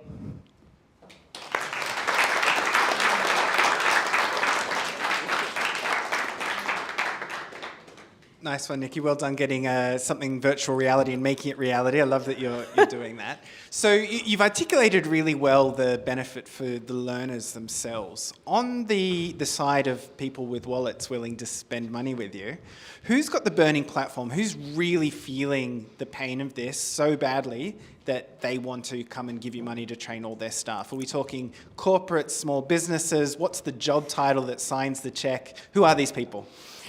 I would like to say corporate, but it's actually everybody. And I want this to be accessible to everybody. So whether it's a small business that's out of Penrith or whether it's Woolworths that has their head office at Norwest, I want it to be available to everybody. So the way I'm thinking about pitching it would be a subscription model, maybe, so that we would actually produce the training programs and we would bring in staff members on site. But again, it's really, at the moment, thinking about who my customers would be, and it's obviously B2B at the moment, and what they need to do. And with the training and development, is it a specific niche that you're going to target in terms of training, or is it for everything? Anything. You bring in the context, I can write you a training program. Okay, all right. And how are you going to compete with like big RTOs and program people who deliver the program? Let's say, they're going to have a look at the AI side of things and implement the virtual reality in their business. So how are you going to compete with them? Nobody has this. I can guarantee there's 2 universities in Sydney that have the capacity and actually have these resources available. Nobody else has.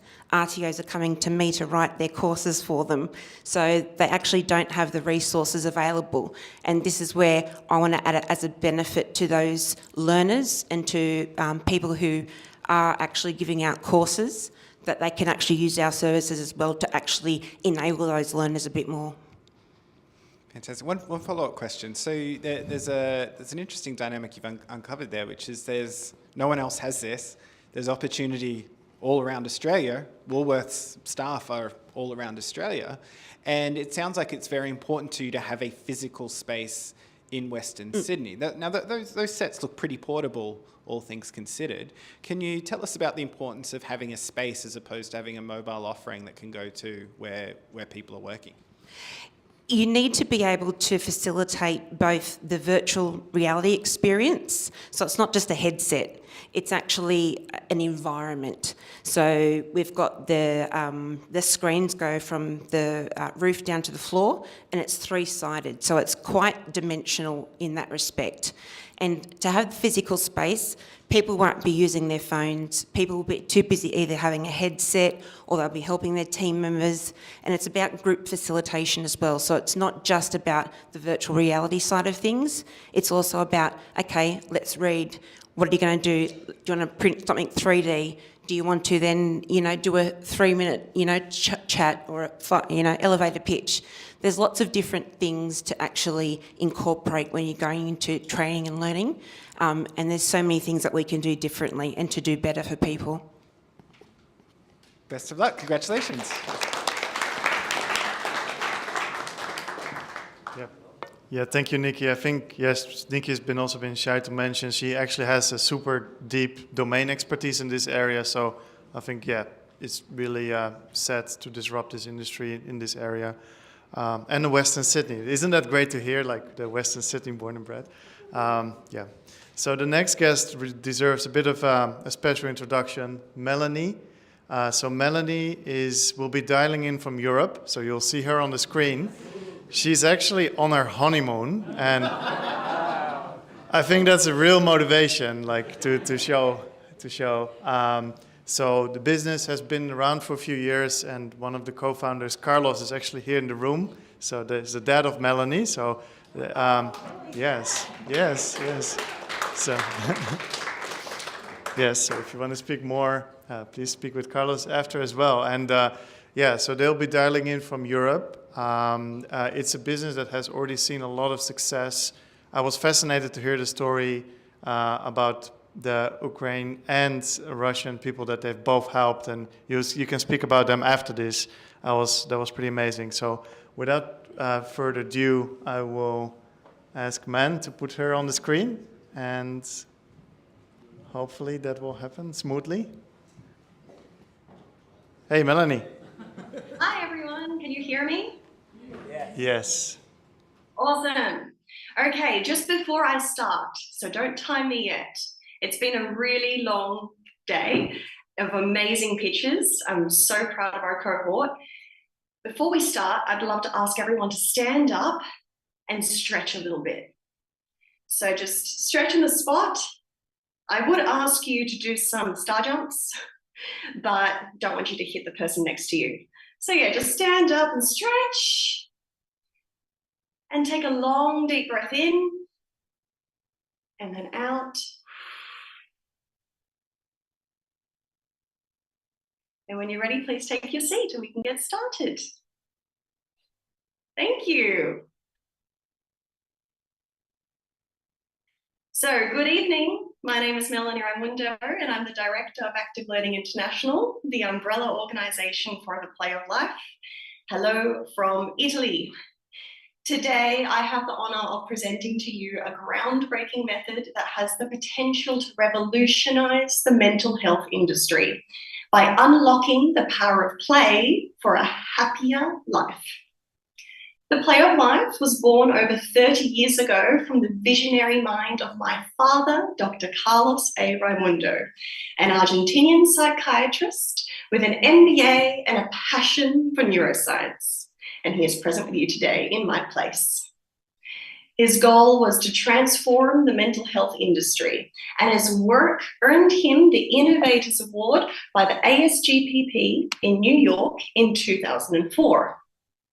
So safe to say, it's in my blood. As a family counsellor, I've seen the challenges mental health professionals and seekers face, what we call clients. The global demand for emotional support is soaring, leading to overwhelming wait times of up to 6 months, leaving professionals struggling and seekers disheartened.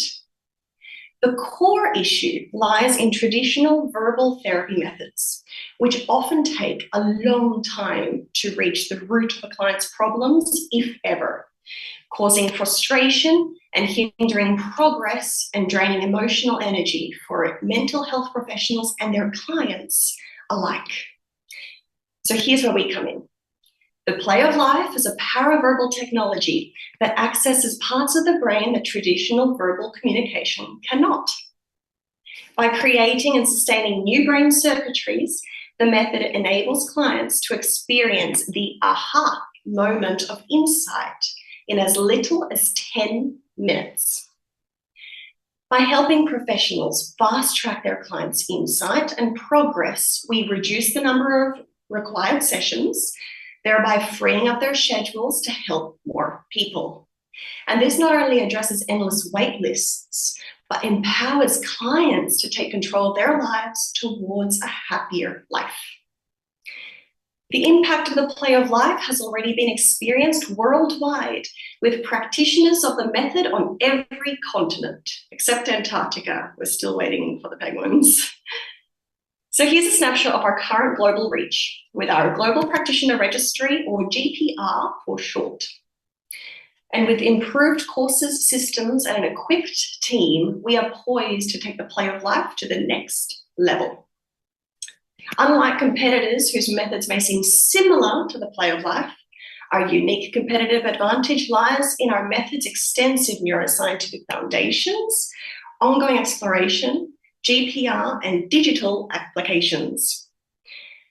The Play of Life goes beyond mental health and has proven successful in corporate leadership and self-help. This versatility is what sets us apart as a disruptor in the mental health field. Our roadmap begins with mental health professionals expanding our GPR with a global serviceable addressable market in the hundreds of thousands. As we grow, we'll enter corporate HR support, leadership, and teams, venturing into the lucrative self-help market, transitioning from a B2B to a B2C business model. Carlos and I couldn't do this without our incredible team, to which we are extremely grateful. And so you can stay in touch with us via email, via our website, by social media, or the QR code. So together, let's unleash the power of play and help people find happiness in their lives. Thank you. Any questions? And I hope everyone's still there because I can't hear anything. Happy honeymoon. You might be able to see us way down the back here. Hey, congratulations on everything you've done to build it up to where you are. So if this is a pitch night asking for money, why do you need money? It seems like you're off and away already. Well, that's the thing, is we need to get to the next level. So thus far, we have been around for a very long time, but now we have an MVP. We have 2 applications, we have training, we have our product. It's just, we need more of the manpower to get us to that next stage. So we have an amazing team. We just need to expand that team to really broach that global market that we can access. And we're still working out the numbers of exactly what that looks like. Thank you. So my question is in terms of, so you've been in the business for a long time. So with the capital raising, what are you going to invest the money into? Is it marketing, people, or training and development? Well, yeah, basically those 3 things. So it would be staff, it would be marketing, it would be One of our biggest marketing things is not just social media, but it's also going to conferences and presenting in international conferences and workshops, which is expensive. So those sorts of things for marketing exposure, team growth and development, and also building up our applications. So having a good team to build those applications to the next level up. Sorry? Oh, sorry, I can't hear very well. Yeah. All good? All good. Other questions? Yeah, no, thank you, Melanie. I think everyone enjoyed your pitch like I did. And please ask also Carlos after about the Russian, how they help both people in Ukraine and Russia with mental health. It's still stuck in my head. So the last, but definitely not least, we have TDMN with Dominic. So he recently signed up a big retailer in the UK. It's a great business, and he'll be able to tell you better. Yeah, I'll hand the floor to Dominic. Thank you. Thank you.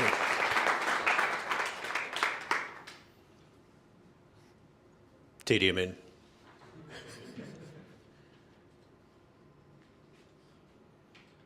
Man.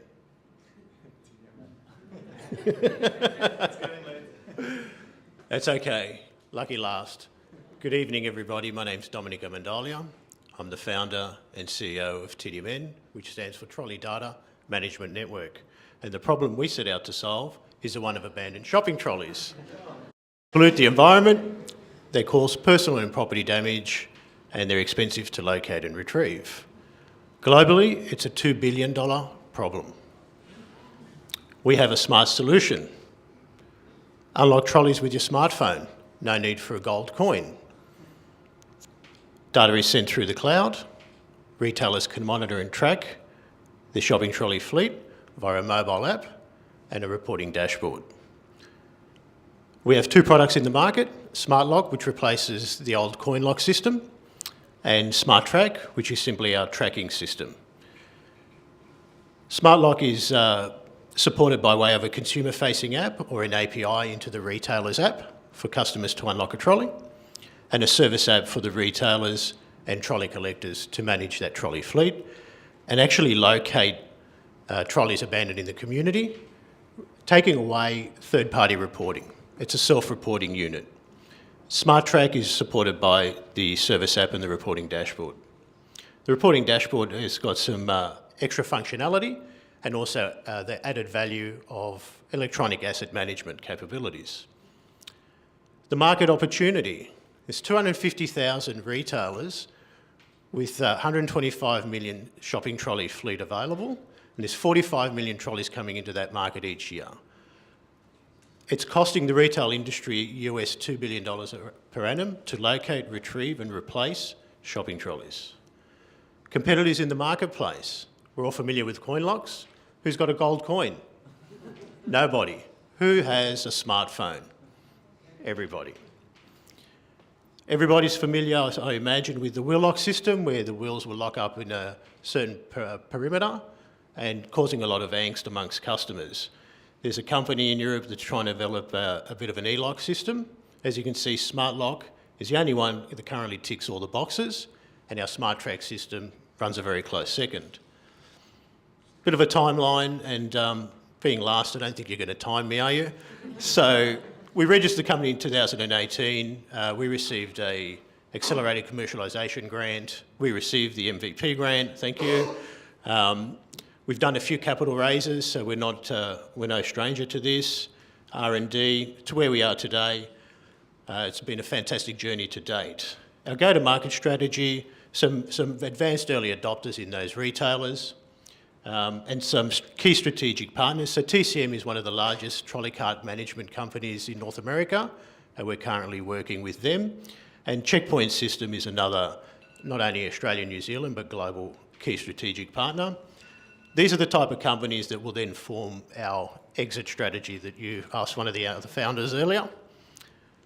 We have a business model which is a hardware for profit and also a SaaS model based on trolley quantity, so that will vary for the different size supermarkets. But we're also moving back towards more a tiered pricing model around the SaaS and less of a CapEx and more OpEx. Our traction to date, I won't read through all of that, but we've over $300,000 in sales. We've manufactured over 2,000 units. We've had some successful trials with those retailers. We made global headlines last year. We've secured these following clients and we launched internationally with Kosher Kingdom in the UK. We've got some other interest around IKEA and Checkpoint Systems and several others that I can't really talk about, especially internationally, some pretty big players in the United States at the moment. We're a 2021 winner of the Australian Good Design Award, which is a great thing for us.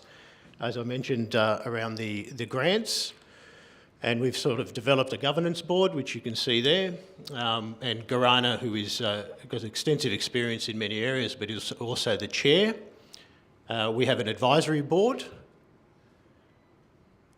Looking at sales and financial forecasts, and I'll just fast track, looking at how many retailers there are globally, if by FY27 we hit 578 supermarkets, we'd have an EBIT of $10.7 million.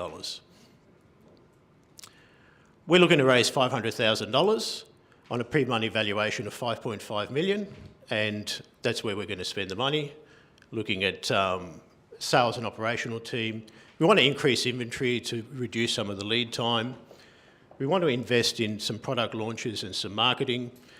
We also want to look at programming jigs and automation. We've moved out of MVP and R&D. We'll certainly do fine-tuning of product as electronic components and chips get smaller and faster and better. And we'll start looking at some new hardware and SaaS product development for one other additional product to go to market with. And that's me done. Thank you.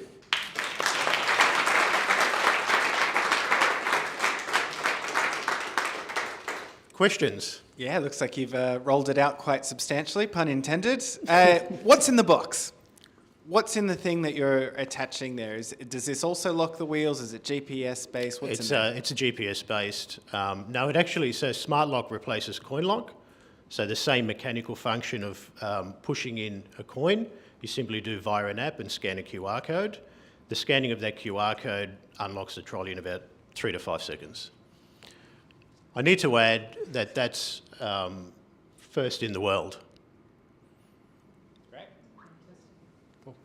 Thanks, Dominic. I want to know about the advisory and the governance board you have.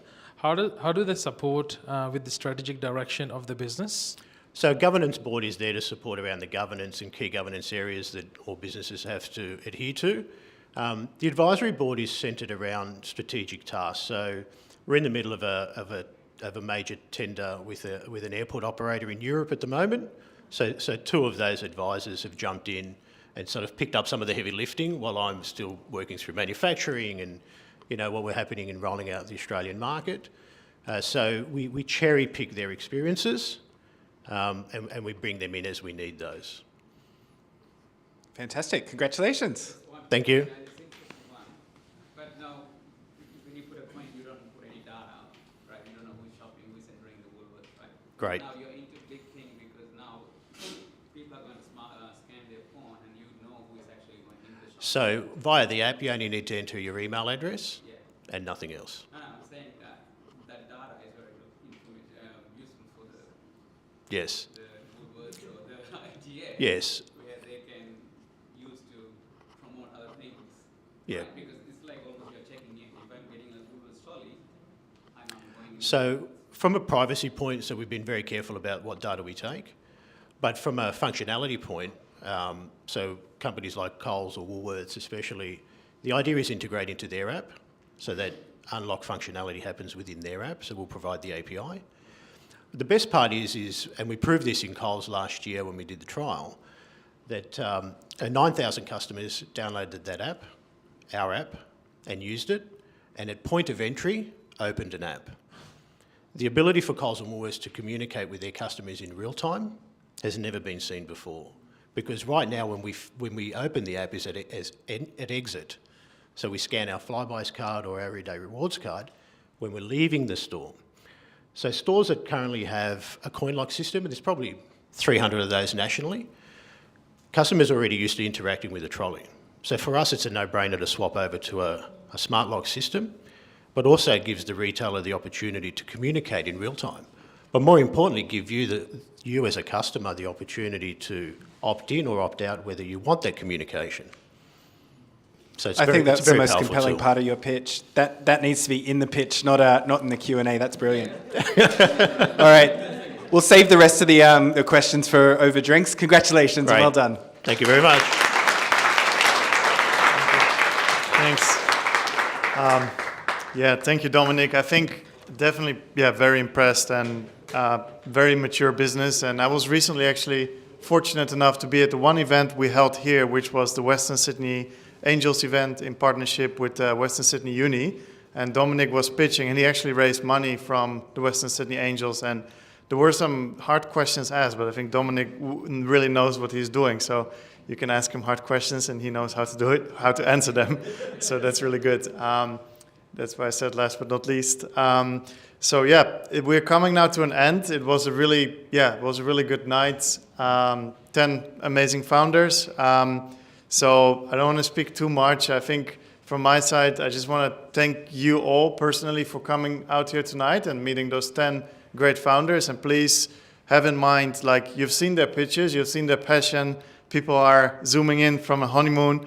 So you've seen the dedication these 10 people have, these 10 great founders have. And, oh, no, don't know what's happening, by the way. Am I seeing things? It's getting late. So please, if after, at the networking drinks, try to have a chat with them. And if you can help them through a connection, through an investor, or through a partnership option or anything at all, please have a chat. Thank you again. If you need a tour here, my colleague in red, Isabel, Isabel, and also Jenna will be happy to take you around the building if you want to see the space a bit more for the ones who haven't been here. And please come back and subscribe to our newsletter. So come back and stay across. We organize lots of events like the Western Sydney Angels and other sort of events to activate the space here. So stay in touch. And thank you again, and I'll see you in the networking drinks. Yeah. Can I just say, on behalf of our cohort, we'd like to really thank Zed for everything he's done for us. And all the mentors that came along and helped us along each week. Your time was truly valuable, and we really, really appreciate everything that you've done for us over the past 6 weeks. Thank you. All right, guys. That's it. Thank you.